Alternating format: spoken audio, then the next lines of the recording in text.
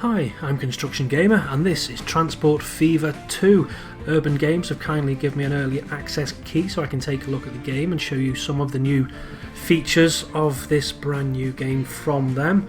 I've already put out one episode which is just some of the gameplay and having a look at some of the new features within the game itself, but I just thought I'd show you the map that I've been working on for the brand new series which I have planned. For Transport Fever 2 we have a brand new and rather good feature which is the map editor. Hugely different to Transport Fever 1 and it's incredibly powerful and lets you take full control of the map. I've started to work on a map, but I'll just show you some of the basics. So obviously we have the temperate, the dry and the tropical base climates, and then we have Europe, USA and Asia vehicles. Various sizes up to very large. I have already switched on the experimental map sizes. I'm not sure I'd recommend it just yet, but I have done that and have been successfully editing. I haven't tested the map yet, but I'm still very much a work in progress. But obviously we've got the good old map formats and things like that, and then you've got your custom settings for adding mods, and you can change the names of the places if you want those to be fully customized. You can still change those too. You can have an English environment, temperate, dry, like desert, vehicles, European, Asian or American. So yeah, I can still do those, but I'm going to show you the map that I've been working on. So what you would do if you wanted to create your own map is you just take the base thing and then the base settings and then press start, and then you can completely radically change the look of that map to fit how you want it to do. So I'm going to load up my map that I've been working on. I'm going to take you for a bit of a tour around that. It's not finished yet, but I'll just show you some of the things that I've been working on with that map. Okie dokie, so here we are in the map editor, which is all new. This is the map I've been working on. It's a megalomaniac size map, so it is experimental with experimental sizes turned on. For those of you who have watched my UK West Coast series, this might look very familiar. The Wirral Peninsula, Liverpool and Chester all coming back for Transport Fever 2, but this time we are using a much bigger map. Some of the distances between towns are a lot further than they were before, and there are a lot more towns, or there will be when it's finished. This map, my UK West Coast map, went from about Preston was the most northerly town down to Rugby, but in this instance, let's see how far up north I've gone this time. We are as far north as Penrith on the west coast. It's a 1x1 map, so we do have the East Coast featured as well, and it goes as far south as Stafford here, which would be on the West Coast main line.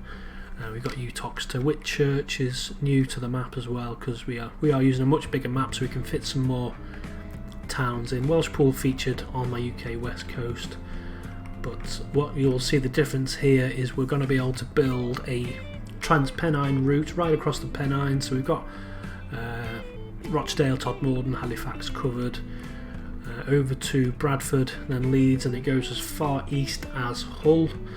So we're going to be able to put some of the west coast in, we're going to be able to put a lot of the Trans-Pennine routes in, and this goes as far north on the east coast up to Saltburn by the Sea. More familiar might be Darlington and Middlesbrough. So we're going to have some of the East Coast main line in, and this is going to go as far east or far south as something around Derby, maybe just a bit further south than Derby.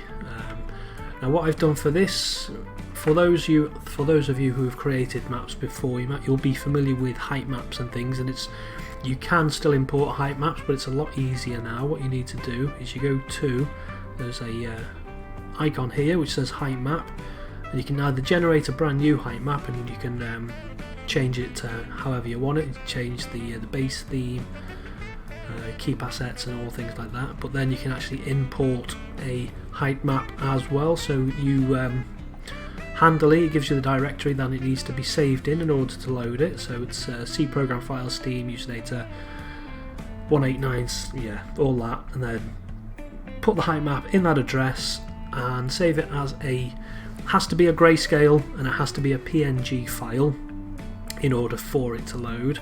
But if you've saved it as a grayscale and you saved it as a PNG, you will be able to load it into this. You can set your range, which is the base height, I think, of the map, and then you can put your maximum height. So if you want really tall mountains like 600, I've put it on 300 just to level it out, because the scale is out against the height map, and then the water level you can increase and decrease that as you see fit, and as you change these in sort of real time. It takes a bit of time to load each change, but let's do that now. Actually, we change the water level. Nothing will appear. You can have your PNG available. You can have that highlighted. Oh, didn't like that. And it won't do anything until you start actually messing with the settings. So you can have really high water level, or you can change it to a minus, and obviously you can change the very tops of the mountain ranges as well. So that is so much more simpler than Transport Fever 1. And what you can actually do is once you've imported that, you can start fine-tuning things. And now one of the biggest things of this game is the water. So I'm going to just change that. You can actually change the coastline now, so we've got completely customizable coastlines. We can change all of that. Some of the rivers and waterways are a bit exaggerated on this map than they would be in real life, but it's not a one-to-one scale map by any stretch of the imagination. So like the River Mersey here is a bit exaggerated, and so is the River Dee there, but all sort of looks like it does in real life, and it's just a representation of the area itself. But all of this fully customizable, all the all the hills and things like that. You can just fully customize it the way you want to, and yeah, you can full control and reign over the map. You also have a new feature, which is the obviously we've got the terrain tools. We've got smooth, flatten, up, down, height map texture tool, modify the terrain. I haven't used that yet. And then what we do have is a paint tool, so we can paint anywhere on the map. Let's take over here, for example. This green here is a base colour, but we can come in, do a bit of that, and if we don't like it, just delete any of the colour changes like so. The only issue I've had with my height map, and this is just because of the height map and the way I've set it up, is I think all this area in brown is possibly below the sea level as it would be, but there's no water in here, so I'm just having to go in and paint it. It's a good opportunity to actually completely change the colour of the map. So anything which is kind of which is going to be a plain or a flat area is going to be this nice lush dark green colour, and then obviously the colour around here is all standard anyway, is just what was already generated, which is this kind of, no, it's that one there, that sort of colour. And you can feather the colours in as well, so they're not a bit crazy, just so they're feathered in.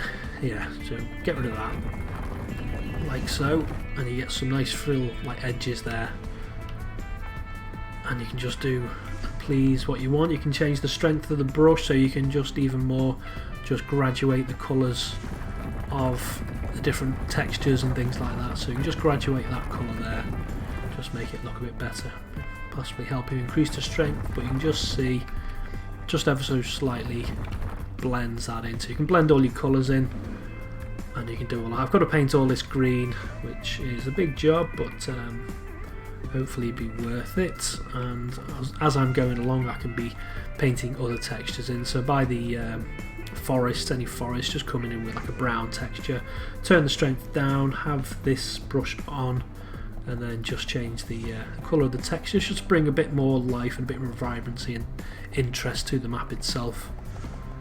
So you do have a huge amount of control. Once you are happy and you've fully adjusted the height map and made any changes like smoothing, reducing mountains, what you can do is we go back to the height, you can actually export your height map and overwrite one. So I've got another one here which is an old height map. You can click on that, if you click 16-bit grayscale it'll convert it to that, and then you can write the STL file, which I think is the file which contains all the information about the placement of industries and towns. So that'll be exported as well. Another feature is if you actually go to the load map screen, you can actually export it straight to Steam. I don't know if the Steam I don't think the Steam Workshop's been set up, obviously, because this is early access, but you will be able to export it to Steam. Not entirely sure how the process works yet, but I will be trying that out, and I will be uploading this map once it's finished, and once we get the new series underway, I will be exporting that map so you can have a go yourself if you want to when it's all finished. Still a bit to do, like I said, work in progress, but I'm pretty excited for this for the new series.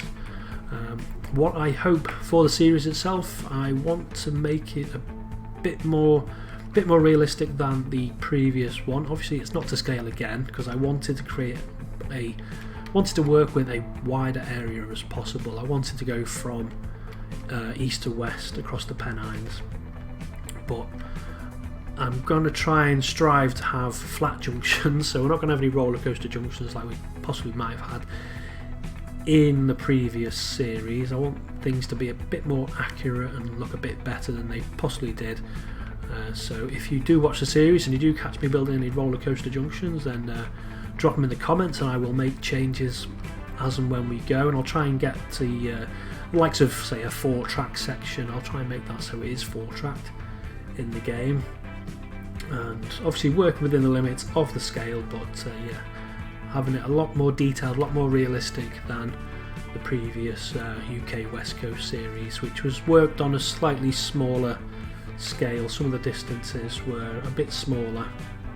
I've got a few more towns dispersed in between some of the towns that we already had